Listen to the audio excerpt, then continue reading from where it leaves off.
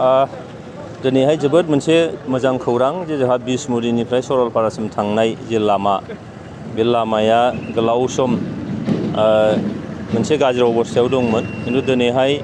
भारत सरकारनिफ्राय PMGSY गेजेरजों मोनसे 34 आरोबाव 35 crore बेनि मोनसे स्किम जोङो मोननो हाबाय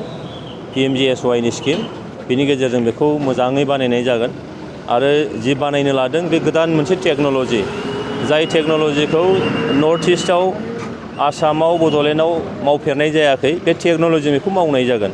आरो बेखौ जितु बिराद मोनसे इम्परटेन्ट मोनसे लामा बे लामाखौ दिनैहाय जोङो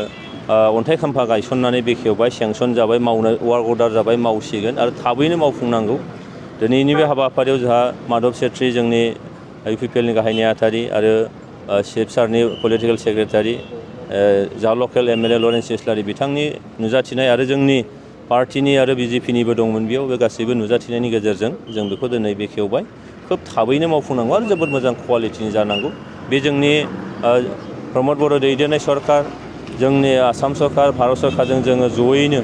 लोगो नांनानै जिखिनि हाबाफारि लाबाय दा बेयाव थारैनो आङो